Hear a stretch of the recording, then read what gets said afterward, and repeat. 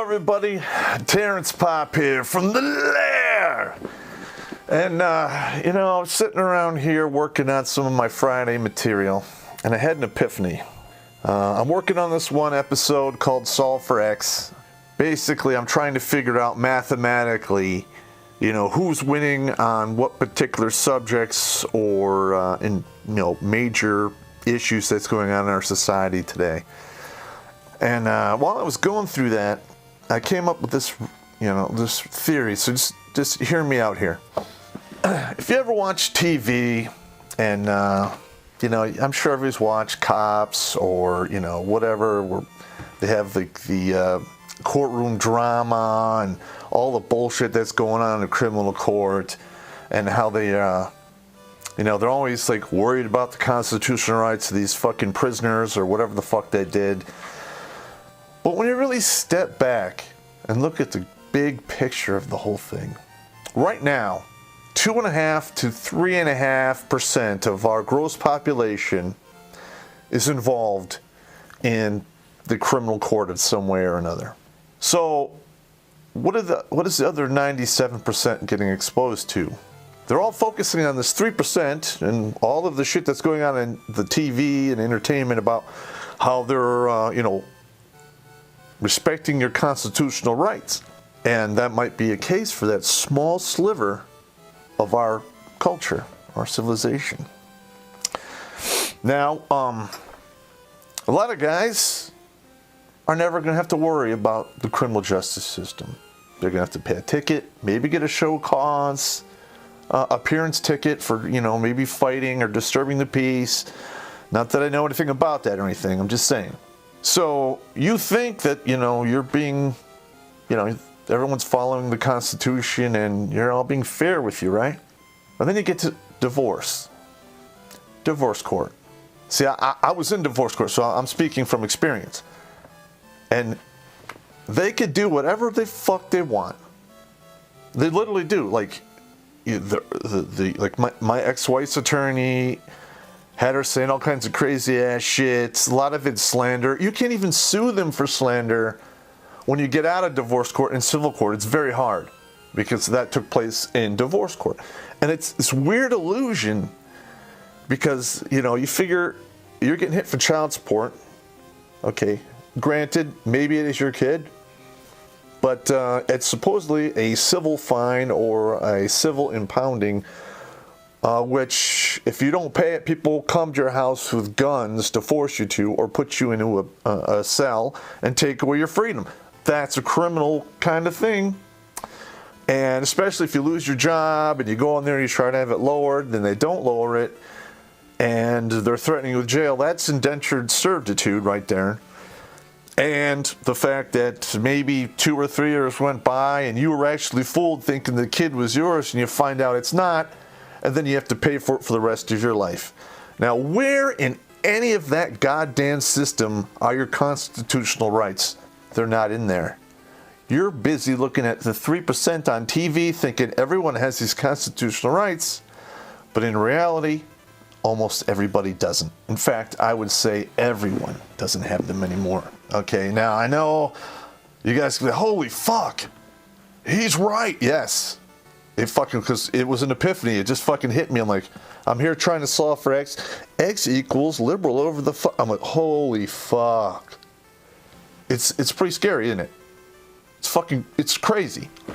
Anyway, send me some of your opinions on that particular epiphany. Links below. Now let's get on with it. All right.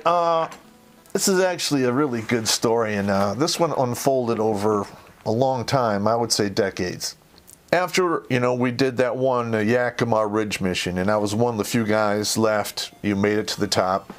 The lieutenant decided to make me the RTO. Yay, great. I got to carry a radio and extra shit. And it's probably because I wasn't really fast. I wasn't really a fast runner, and, I wasn't particularly big or strong.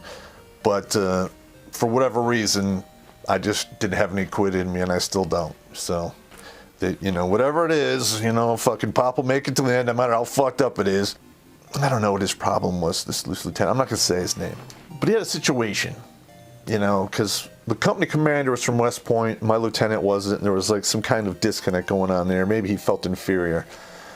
So he made me put in my rucksack the radio, the Prick 77, 2 spare batteries, and, all of the goddamn, antenna bullshit.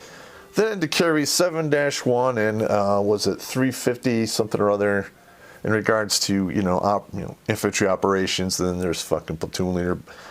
And I'm trying to tell him, like, sir, come on. These are big-ass books. I already carry the goddamn radio and the batteries.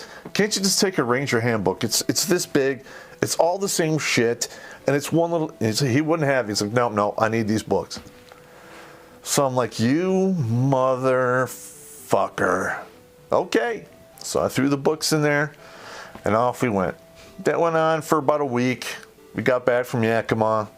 And we would do some other training bullshit. He would make me carry their radio and all their crap and his fucking books. I'm like, why don't you carry your own fucking books? He's like, well, that's why I'm lieutenant and you're a fucking PFC. You just carry the books. I'm like, okay, motherfucker, game on. And I would fuck with this guy ruthlessly. Everything that he had, everything that he left out, I drew a penis in the corner. Now I could draw a penis that fast. Okay, I drew it on all his maps, on virtually every page, just in the little tiny one up in each corner of the fucking book. But I didn't do it to the books I had on me. I did it to the books he kept in his office. So I always had like a little bit of, I don't know what you're talking about. It's not me. A couple times, we're out in the field, and he would rack out, and I would take his map out of his fucking cargo pocket, and I'd already prepared a similar map, but on the back of that map, I'd annotated a bunch of fucking dick pics and shit like that, and dudes fucking rammed each other in the ass that we got out of Playboy Penthouse or what have you. And, I put them on there, and I would take the maps out, and I would mark them exactly how he had them on his map. So when he opened it up, he would see his own, grease pencil markers, and he would think it was his. I'd fold it up, put it right back where I found it. The other map would, go to one of the squad leaders who knew exactly what I was fucking doing, because they knew I was pissed off about the whole thing, but it is what it is. And I remember, because the RTO is always standing next to the lieutenant, I walk up there and right behind my lieutenant, and he's talking to the company commander, and the commander's like, hey, pull out your map. And he pulls out his map, and then the commander sees this fucking, his fucking dick pics. And then the commander's like, Lieutenant, is there something here that you're not telling me? And he's like, what are you talking about? I don't know. Oh my God. He's like, I don't know what this got in. And he's like, I understand. So he folds it back up, and he's like, question me, where the fuck did that come from? Did you do that? I'm like, sir, you've had the map in your pocket the entire time. I don't know who you think I am, but I'm not a magician. And he was, he was missing a couple of cylinders anyway, so I think he believed it. And it kind of escalated from there, because this is before PowerPoint. You actually had those thin plastic things. And he would have to go up to battalion and have his acetates and make them. And like literally, I did this to him all the time, that he would brief by exception. In the corner of almost every acetate that he had, I had drawn a penis in the upper corner. So literally, he'd get up there, he'd throw it on there, and he'd go through what our plans are, whatever the fuck they're on the acetate. And he would literally like, all right, sir, disregard the penis in the corner. And he would brief around it like it was no big deal. And it kind of got out a little bit that that there was some kind of animosity going on between the enlisted and lieutenant. And I don't know, our company commander loved it, because he loved hearing the stories of how he was getting fucked with.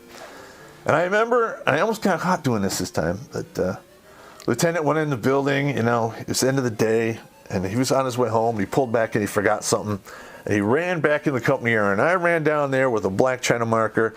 And I drew on his rear view mirror a penis, and on each one of his side view mirrors. And I ran back to my quad. I went up. I'm on the second floor drinking a fucking cup of cocoa, and I watch him. He comes out to his car, starts it up, drives and stops.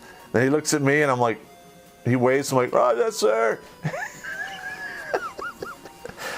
Yeah. That went on like that for quite some time. Now, let's fast forward this about 25 years. You know, I'm in the 414 Civil Affairs Battalion out of Southfield, Michigan.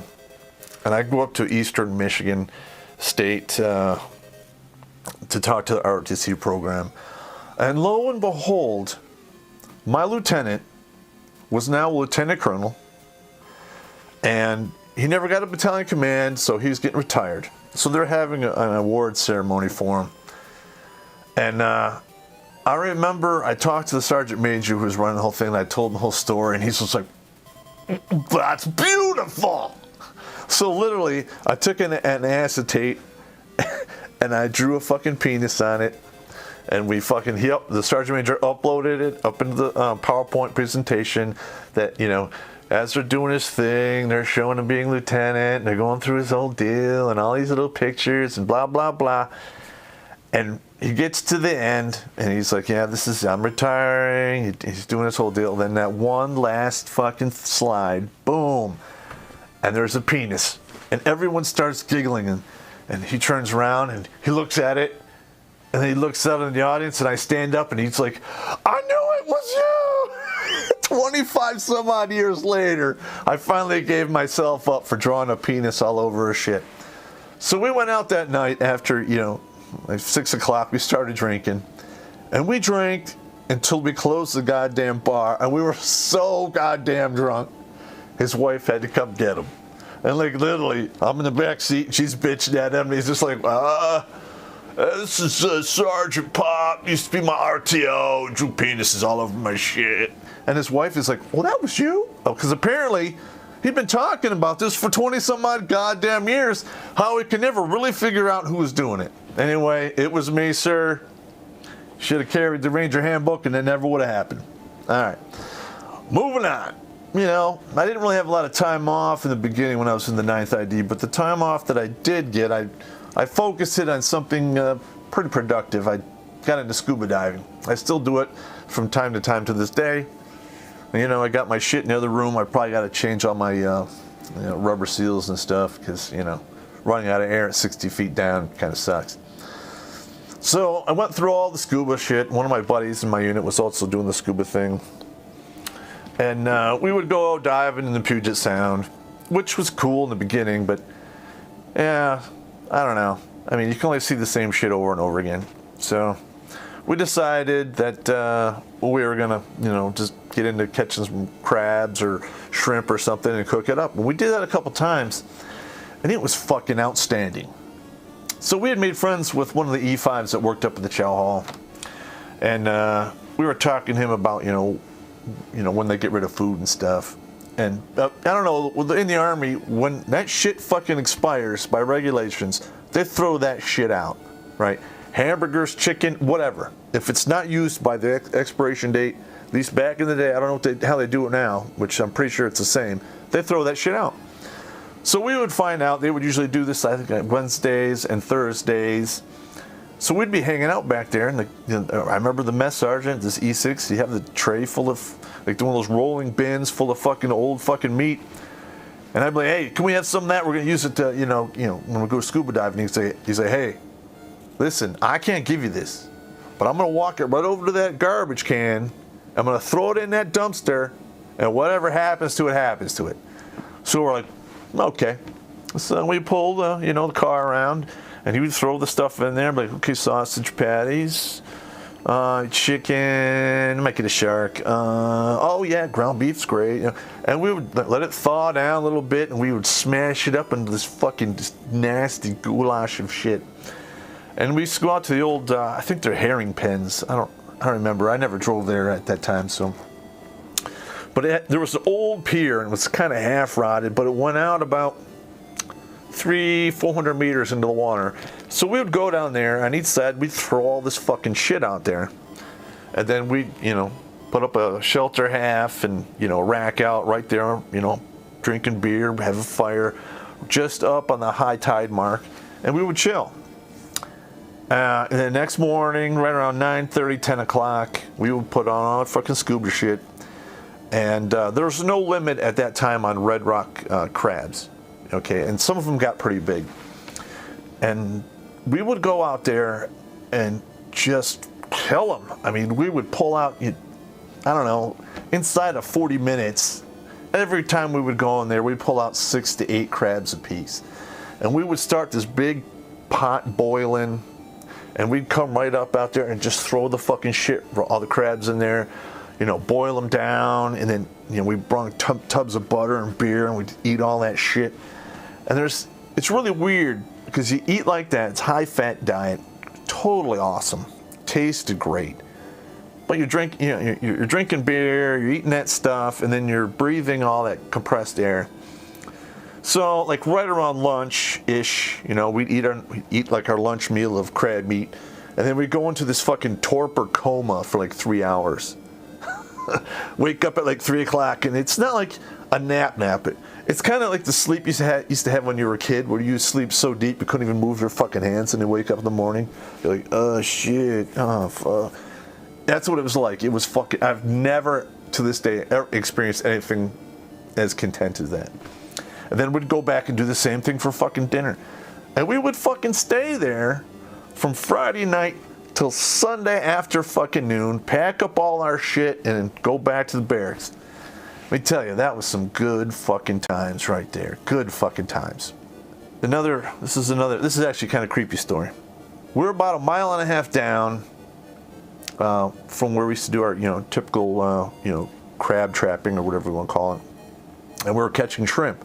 And you got to go down 30 feet-ish, and then there was some old piers, and the logs had fallen over. So when you're going over them, it does this. And in between those, the shrimp would kind of, hang out. And we used to have we'd rent these slurp guns. They're like, plastic, clear plastic.